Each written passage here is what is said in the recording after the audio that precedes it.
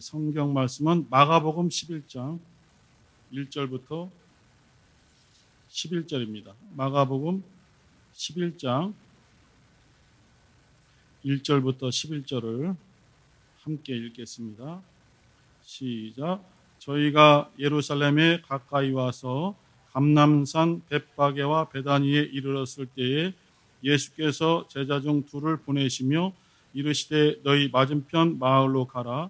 그리로 들어가면 곧 아직 아무 사람도 타보지 않은 나귀 새끼에 매어 있는 것을 보리니 풀어 끌고 오너라. 만일 누가 너희에게 왜 이리 하느냐 묻거든 주가 쓰시겠다 하라. 그리하면 즉시 이리로 보내리라 하시니 제자들이 가서 본즉 나귀 새끼가 문 앞 거리에 매어 있는지라. 그것을 푸니 거기 섰는 사람 중 어떤 이들이 가로되 나귀 새끼를 풀어 무엇 하려느냐 하매 제자들이 예수의 이르신 대로 말한데 이에 허락하는지라. 나귀 새끼를 예수께로 끌고 와서 자기들의 겉옷을 그 위에 걸쳐두매 예수께서 타시니 많은 사람은 자기 겉옷과 다른 이들은 밭에서 벤 나뭇가지를 길에 펴며 앞에서 가고 뒤에서 따르는 자들이 소리 지르되 호산나 찬송하리로다. 주의 이름으로 오시는 이여 찬송하리로다. 오는 우리 조상 다윗의 나라여 가장 높은 곳에서 호산나 하더라. 예수께서 예루살렘에 이르러 성전에 들어가사 모든 것을 둘러보시고 때가 이미 저물매 12 제자를 데리시고 베다니에 나가시다. 아멘. 나귀 새끼를 타심이라는 제목으로 함께 말씀을 나누겠습니다. 예루살렘에 들어가시는 이때는 예수님께서 공생애를 거의 이제 마감을 지으시고 마지막 일주일의 시간을 이제 예루살렘에서 보내시면서 하나님의 뜻을 이루고자 하는 그러한 때이죠. 제자들, 주님을 따르는 제자들이 주님을 따른 그 이유, 상황이 각각 다 다릅니다. 안드레, 베드로, 야고보, 요한, 그리고 빌립, 나다나엘, 그 위에 다른 제자들도 주님의 부름을 받고 순종한 것은 분명하지만은 우리도 다 주님의 또 부르심을 받고 함께 주의 일을 사역하며 교회를 이루며 신앙생활을 하고 있지만은 우리가 부름받은 환경이 다 다르고 부름받은 그 시기와 여러 가지 개인의 인생 사정들이 각각 다 다릅니다. 하지만 현재적으로는 한 곳에 있는 것이죠.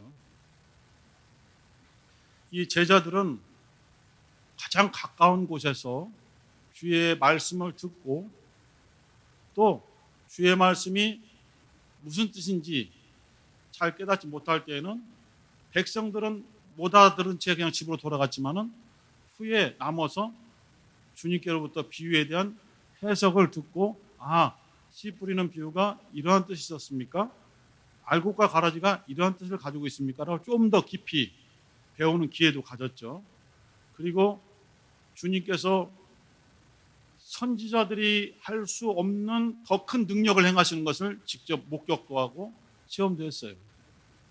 선지자들이 다 능력 가진 것은 아니지만은 그래도 엘리야라든가 엘리사 이러한 능력 있는 선지자들이 행했던 것보다 더 뛰어난 비교조차 안 되는 그러한 능력 사역을 하신 것을 옆에서 지켜보았죠. 하지만 이 제자들의 이 마음속을 주님만 아시는 거예요. 주님과 그 당사자들만. 지금 우리의 상황으로 우리가 만약 그 시절 그때에 주님 곁에 있었다면 우리가 그 12 제자 중에 한 사람 또는 가장 가까운 곳에 섬기던 그 무리들 속에 우리가 있었다면 우리가 좀 더 열심히 했을 텐데 우리가 좀 더 적극적이었을 텐데 라는 생각을 하지만은 그렇지 않은 것이죠. 베드로, 안드레, 요한, 야고보 특히 4명은 어부 출신이고 주님께서 이들을 부르실 때에는 그들 직업, 살아가는 환경에 맞는 메시지를 주셨잖아요. 너희들은 나를 따르라. 너희들이 지금까지 생활해오던 고기 잡는 어부가 아니라 사람을 낚는 어부가 되게 하리라 하시니까 이것이 이들에게 이제 어떤 체험, 큰 울림이 된 것이죠. 그런데 이 제자들 중에 이제 고질병이 뭐냐면은 주님이 능력을 행하고 사람들이 막 칭송하고 주께서 가시는 곳마다 대규모 막 사람들이 몰려들고 왕이 되셨으면 좋겠습니다. 나사렛 예수여 우리의 왕이 되어 주세요 라는 이런 선동도 있었거든요. 오병이어의 이적을 마쳤을 때 그 당시에는 사람들이 예수님을 우리의 왕으로 세운다면은 우리가 굶주리지 아니하고 행복하고 또 병고침도 받고 이렇게 살 수 있겠다고 왕으로 삼으려고 했던 장면도 있습니다. 이 제자들의 마음속에는 욕심이 있는 거예요. 주님을 따르고 주님의 부름을 받았고 주님의 사역에 동참하고 동역하고 있지만은 개인의 욕심이 여기 자리 잡고 있어요. 우리들도 마찬가지일 거예요.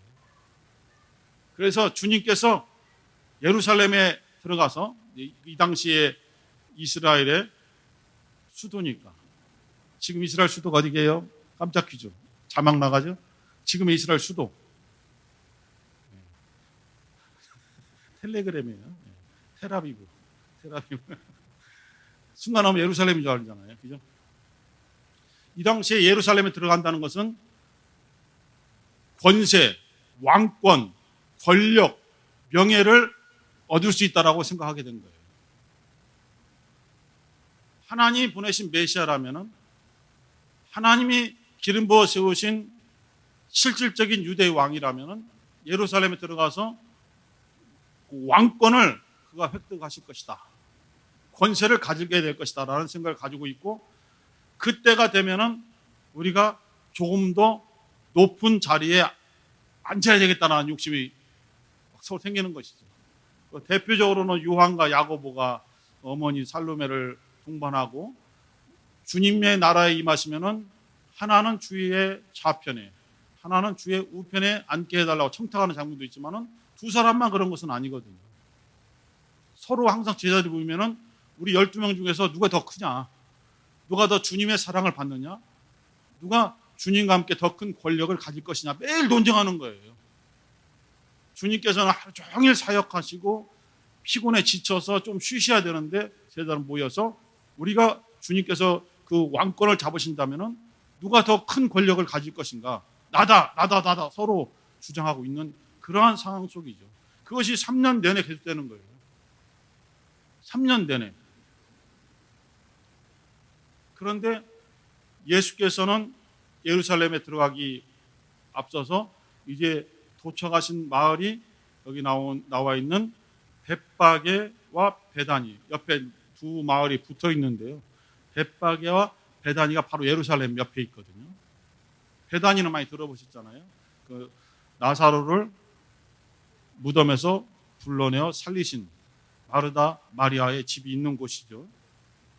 이 벳바게와 베다니에 이르렀을 때에 제자들에게 두 명에게 너의 지금 있는 곳이 맞은편 마을 벳바게로 들어가면은 나귀 새끼가 묶여 있다.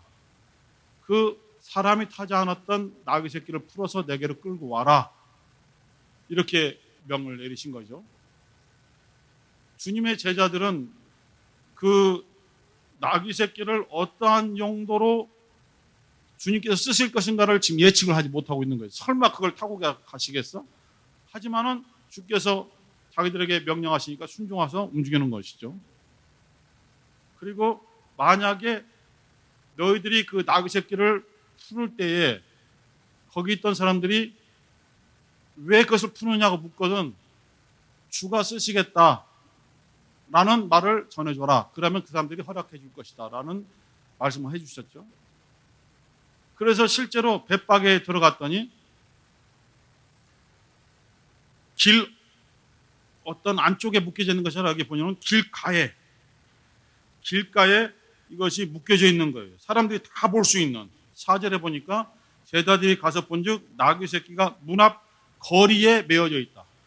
그래서 그것을 관리하는 사람들뿐만 아니라 지나가는 사람들도 다 볼 수 있는 좀 공개된 장소에 이것이 메어져 있어요. 그래서 몰래 풀고 온다는 건 사실 불가능한 거죠. 그 나귀 새끼를 관리하는 사람들이 있는 것이죠. 근데 이제 이것에 대해서 여러 해석들이 있어요. 좀 신비하게 해석하는 사람들은 하나님께서 또는 주님께서 꿈을 통해서 이 나귀 새끼 주인이나 관리자들에게 나타나서 내가 제자들을 보낼 건데 그 사람들이 나귀 새끼를 풀고 가면은 주가 쓰시겠다라는 말을 주면은 그냥 풀어줘라라고 꿈에서 지시했을 것이다라는 주장도 있어요. 그것도 확증할 수도 없고 반대할 수도 없어요. 왜냐하면 증거가 없기 때문에. 근데 주님께서 이러한 환상과 꿈을 통해서 역사하신 것이 구약에는 많이 나오는 거죠. 동방 박사들에게 별을 보고 움직이게 하신 것도 하나님이시니까 그러한 좀 우리 상식적으로 우리 생각할 수 있는 것을 뛰어넘어서 다른 방법으로 이끌어올 수도 있겠다라는 생각은 들기 때문에 그럴 수도 있겠다 생각하는 거예요.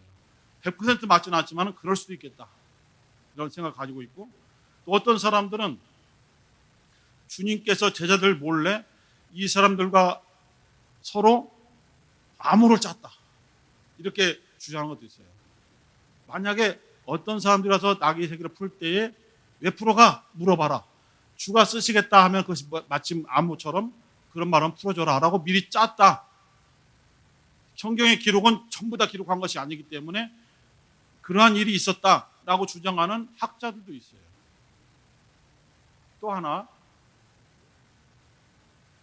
예수께서 요단강에서 침례 받으셨죠. 침례 요한에게 침례를 받으셨을 때 요단강이 한 곳만 요단강이 아니지 않습니까? 갈릴리 바다에서 쭉 그 물줄기를 타고 사해를 거쳐서 또 물줄기를 타고 홍해까지 빠져버리거든요. 쭉 이렇게 빠질 때 그 물줄기 전체가 요단강이거든요. 도대체 요단강 어느 위치에서 침례를 줬냐 이거죠. 요한복음 1장 한번 보겠습니다. 요한복음 1장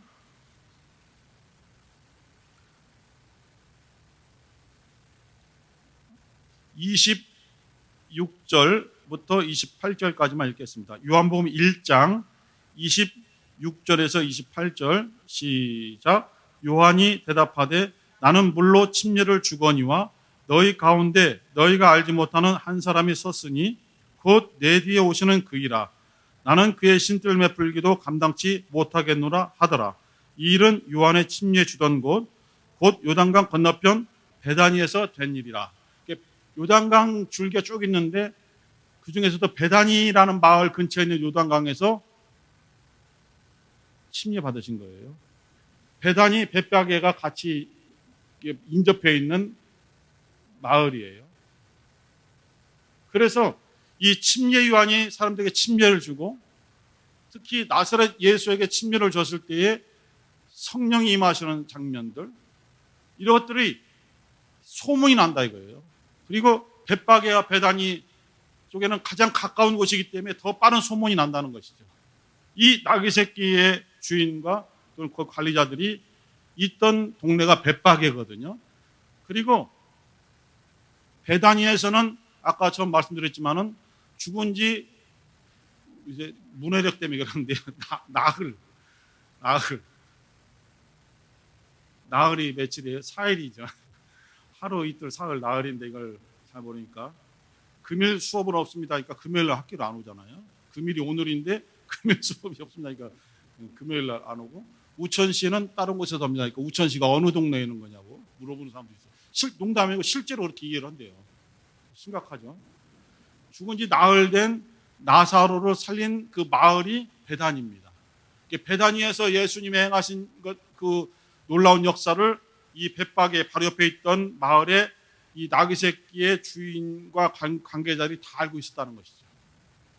그래서 그 제자들이 예수를, 선생님을 주님이라고 부르는 것도 이 사람들은 다 알고 있는 거죠. 그거 듣고 보기도 하고. 그러한 측면에서 이미 예수님과 제자들의 사역을 이미 알고 있었을 것이고 이 사람들도 예수를 확실하게 기록되어 있지 않지만 예수를 믿는 사람들이었을 것이다 라는 이러한 추측으로 주님께서 쓰시겠다 하니까 그냥 내어줬다. 제가 지금 세 가지를 말씀드린 거예요. 하나는 우리가 알지 못하는 꿈과 환상 여러 가지 방법으로 그 사람들에게 메시지를 주어서 그 사람들이 주님께서 나에게 쓰실 때에 내어주도록 역사하셨다. 두 번째는 주님께서 기록되어 있지 않지만 사전에 그 사람들과 미리 만나서 이렇게 미리 짠 것이다. 미리 입을 맞춘 것이다. 세 번째는 이 사람들이 이미 침례요한에게 침례받을 때부터 시작해서 예수님의 사역을 너무 잘 알고 있었다.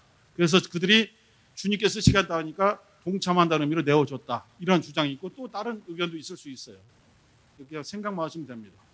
중요한 것은 예수께서 이제 예루살렘에 들어가서 마지막 고난을 받으시고 십자가에 죽으시는데 그때에 제자들이 주의 말씀을 따라서 순종하여 나귀 새끼를 풀고 오는데 동참했다. 그리고 나귀 새끼의 관리자나 주인이 그것을 내어주었다. 주님이 쓰시도록. 또 하나는 영문도 모르고 말귀도 못 알았지만은 주님을 자기 등에 태우고 예루살렘에 들어간 나귀 새끼. 이렇게 모든 것이 합력하여 선을 이룬다는 하나님의 말씀처럼 각각 다른 경로, 다른 사정, 다른 시간, 다른 환경 속에서 주의 부름을 받았지만은 순종하다 보니까 이 여러 가지 순종하는 것들이 하나로 딱 모아져서 주님의 큰 역사를 이루었다. 이렇게 보고 있는 거예요. 우리는 각각 다 다른 어떤 나이, 다른 환경, 또 다른 생각들, 여러 가지 또 믿음의 경로도 다 다르고 다 다릅니다. 우리도 다 다른데 하나는 우리는 주님께 순종해야 되겠다라는 믿음을 가지고 있습니다. 지금까지 순종해왔고 앞으로도 순종하겠다라는 어려움이 있지만은 순종하겠다는 기본 믿음을 다 가지고 있습니다. 그래서 주님께서 나를 부르실 때에 아멘하고 순종하면서 주님의 일에 동참하게 되죠. 그런데 그때 순종하는 자가 나뿐만 아니라 다른 성도들도 각각 다른 환경 속에서 다른 시간대에 주님의 말씀에 순종하여 움직인다는 것이죠. 여러 가지 움직이는 것이죠. 움직이다 보니까 한 곳에 만나서 주님의 역사를 이루게 되는 거예요. 저는 그 아브라함이 이삭을 번제로 드리려고 그 모리아산에 올라가지 않습니까? 이삭은 자기가 제물인지를 모르고 하면서 불과 나무는 있는데 불을 붙일 불 옛날에 불씨가 귀하니까 불씨를 가지고 올라가고 그 제물들 보통 번제라는 것은 태워서 죽이는 것이기 때문에 태울 수 있는 나뭇가지를 다 치고 올라가는데 번제로 드릴 양이 없는 거예요. 그래서 아버지께 묻잖아요. 아버지 아브라함이요, 불과 나무는 있는데 번제할 어린 양이 없습니다. 이상합니다. 했더니 하나님이 받으시는 것은 하나님이 직접 준비하신다. 그것이 뭐예요? 여호와 이레. 하나님이 준비하신다니까 더 이상 입을 딱 다물고 반론을 제기하지 않잖아요. 그렇게 해서 아브라함이 이삭을 데리고 산으로 올라가죠. 올라갈 때에 똑같은 시간대에 여기는 객관적인 건 아니에요. 제 주관적인 생각으로는 똑같은 시간대에 저쪽 다른 길에서는 하나님이 어린 양으로 하여금 그곳으로 이삭을 번제단 드리는 그곳으로 몰아가고 계시는 것이죠. 그래서 그곳에 만나는 것이죠. 저는 이렇게 생각해요. 갑자기 없던 어린 양이 뿅 하고 마술하듯이 나타났다고 생각은 않거든요. 양은 모르죠. 뭔가 먹을 걸 찾으려고 계속 두리번거리는데 그곳에 있는 것이죠. 그러다가 이삭을 대신해서 번제로 드려지게 되는 것이죠. 이와 같이 하나님이 쓰실 때에 각각 다양한 사람들을 쓰실 때에 하나님은 어떠한 뜻을 단순하게 보지 않고 종합적으로 보시기 때문에 동시에 움직이시는 것이죠. 그러나 순종하는 사람들은 자기에게 들려온 주의 말씀만을 받고 순종하면서 그냥 움직이는 것이죠. 주만 바라볼지어다 하면서 나아가는 것이죠. 이것이 이루어질 때에 합력해서 주님의 놀라운 뜻을 이루게 되는 것입니다. 예수께서는 지금 예루살렘에 들어가실 때에 죽으러 들어가시는 것이거든요. 우리 마태복음 16장 21절을 보시겠습니다. 마태복음 16장 21절부터 23절까지, 마태복음 16장 21절에서 23절까지 시작. 이때로부터 예수 그리스도께서 자기가 예루살렘에 올라가 장로들과 대제사장들과 서기관들에게 많은 고난을 받고 죽임을 당하고 제3일에 살아나야 할 것을 제자들에게 비로소 가르치시니, 베드로가 예수를 붙들고 가나야 가로되 주여 그리 마옵소서, 이 일이 결코 주에게 미치지 아니하리이다. 예수께서 돌이키시며 베드로에게 이르시되 사단아 내 뒤로 물러가라, 너는 나를 넘어지게 하는 자로다. 네가 하나님의 일을 생각지 아니하고 도리어 사람의 일을 생각하는도다 하시고, 예수께서는 알고 계시는 거예요. 왜 예루살렘에 들어가야 되느냐? 나는 그곳에 들어가서 이와 같이 종교 지도자들에게 고난을 받고 매를 맞고 나는 죽는다. 죽어야 되기 때문에 들어가는 것이다. 왜 죽음을 불사하고 들어가느냐? 내가 죽어야 너희들이 살기 때문에 난 들어간다. 내가 죽는 것이 나를 보내신 하나님 아버지의 뜻이기 때문에 순종하기 위해서 난 들어간다. 그리고 그 뒤에 부활을 말씀하셨지만은 베드로나 다른 제자들에게 그 소리가 들리지 않는 것이죠. 왕이 되셔야 되는데 죽겠다는 말씀만 드리는 거예요. 그러니까 베드로가 안 됩니다. 그렇게 하시면 안 돼요. 주님이 죽지 않도록 우리가 막아서겠나이다 라고 하면서 자기들의 꿈이 무너지는 것이잖아요. 주님이 예루살렘 성에 들어가서 왕이 되셔야 되는데 죽겠다고 하니까 자기들의 꿈이 막 무너져 버리는 거예요. 왜? 주님이 왕이 되시면 한 자리씩 차지하려고 지금 제자들이 매일 토론하고 매일 다투고 있거든요. 그런데 갑자기 얼마 남지 않고 죽겠다고 하시니까 자기들의 꿈도 무너지잖아요. 안 됩니다, 이거예요. 주님을 위해서 안 된다는 것이 아니라 자기들 때문에 안 된다는 것이죠. 주께서 너의 일 때문에, 사람의 일 때문에 지금 하나님의 일을 네가 막아서고 있는 것을 모르느냐? 이렇게 하셨어요. 예루살렘 성으로 가는 길은 하나죠. 주님이 가시고 제자들이 자기들의 옷을 벗어서 나귀 등 위에 깔고 바닥에 깔고 사람들이 모여져서 막 나뭇가지를 꺾어서 다 바닥에 깔아서 환영하는 분위기죠.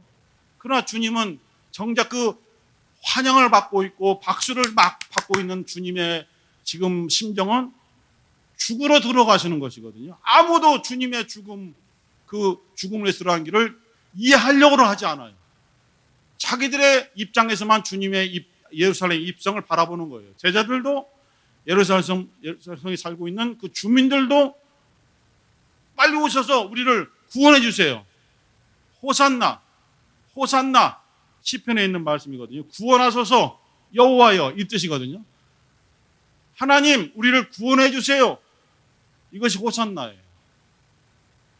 그래서 엄밀하게 오늘날은 이제 논리적으로 이론적으로는 호산나 하는 것이 이미 이루어진 것이기 때문에 지금은 그것이 맞지 않는 찬양이지만은 이미 그걸 이해하고 있는 상태에서 우리가 부르는 거죠. 호산나, 호산나. 호산나는 지금도 우리를 구원해 주셔야 한다는 것은 너희들이 지금 구원받았다는 확신이 없느냐 이렇게 따지기 때문에 좀 어떤 문법적 그런 따분한 논리적인 것 때문에 안 따지지만은 이렇게 호산나, 다윗의 자손이여, 다윗의 나라로 임하시는 주님이시여 우리를 구원해 주소서라고 하는 이 백성들의 그 믿음의 고백이 정말 자신들의 영혼의 구원을 위한 찬양이냐? 아니죠. 아닙니다. 육신적으로 힘든 이 환경에서 우리를 벗어나게 해달라는 거예요. 현실에서 지금 현실의 아픔 속에서만 잠시 빨리 벗어나게 해달라는 육신의 몸부림이죠. 그러나 주님은 그것을 위해서 오신 것이 아니라 영원한, 정말 영원한 자유를 위해서, 영원한 속죄를 위해서 자신이 죽고 희생해야 되는 아픔 속에서 지금 예루살렘 성을 들어가고 계시거든요. 주님은 웃음 띤 얼굴이 아니었다고 보는 거예요. 베드로 및 제자들 환호하는 예루살렘 성 사람들은 막 웃으면서 즐거워하면서 찬양하면서 노래하면서 춤추고 그렇게 맞이했을 겁니다. 그러나 주님만은 아주 진지하게 지금 들어가고 있는 거예요. 아버지의 뜻을 따라 나는 죽으러 들어간다, 이것이거든요. 그리고 실제로 호산나라는 찬양은 주님이 십자가에서 죽으시고 부활하셨을 때 이루어진 것이거든요. 이와 같이 예수는 메시아로 오셨지만은 높은 메시아, 왕권을 진 메시아가 아니라 겸손하여서 나귀 새끼를 탄, 아무도 타보지 않았던, 사람을 자기 등에 태운 경험이 없는 어린 새끼 나귀를 타심으로써 죽으러 오신다는 것을 표현하고 있는 것이죠. 스가랴서 9장 9절과 10절에 메시아가 새끼 나귀를 탄다. 그는 겸손하셔서 나귀, 곧 나귀 새끼를 타고 오신다. 이렇게 예언이 되어 있거든요. 그러나 사람들의 그 마음속에는 새끼 나귀를 타신다 것이 중요한 것이 아니라 메시아가 오신다 여기에만 꽂혀 있는 것이죠. 우리의 마음도 높아진 마음을 우리가 내려놓고 주님이 우리와 함께 걸어가자라고 하신 그 길이 내 욕심을 이루기 위해서 지금 걸어가는 길인가? 아니면 정말로 주님께서 자신을 희생하고 자신을 낮추고 자신의 목숨을 내어주듯이 피를 쏟아내는 그 길로 가는데 정말 동참하려고 내가 가는 것이냐를 생각해야 되는 것이죠. 그러나 우리의 마음속에 예수를 믿고 구원받았어도 하나님의 자녀가 되었어도 여전히 우리 자신의 개인적인 욕심이 있는 것을 인정할 수밖에 없는 것이죠. 하나님 앞에. 그래서 항상 주님 앞에 우리가 또 회개하고 또 회개할 수밖에 없는 것이 계속 매일같이 육신의 욕심이 올라오기 때문에 오늘도 욕심이 많은 저를 용서해 주시고 육체의 정욕을 누르게 도와주시고 정말 주의 말씀에 순종할 수 있는 믿음을 주소서라고 기도할 수밖에 없는 것이죠. 하루가 지나면 또 후회하지만 그래도 매일같이 그렇게 반복되더라도 회개하고 말씀을 붙잡고 주님과 함께 하겠습니다. 주님이 죽으시는 그 길에 우리도 함께 하겠습니다라는 고백이 필요한 것이죠. 주님께서 오늘 나귀 새끼를 타고 들어가실 때에 사람들이 박수치고 환영하지만은 그런 상황이 아니었다는 것을 말씀드리고 싶고 주님께서 원하시는 것은 주의 말씀을 그대로 받아들이고 순종하는 그러한 믿음의 사람을 원하시는 것입니다. 이 시간 함께 기도하실 때에 우리에게 겸손함을 주시고 외모로 화려함보다는 마음에 정말 진실된 믿음 있게 하여 주시고 예수께서 왜 이 세상에 오셨으며 왜 예루살렘 성에 들어가셔야만 됐는가를 다시 한번 깨닫고 우리 자신을 낮추고 겸손하게 주님의 길을 걷는 그 나귀 새끼처럼 그러한 겸손한 심령이 되게 도와주소서. 주여 한번 부르시고 기도하겠습니다. 주여.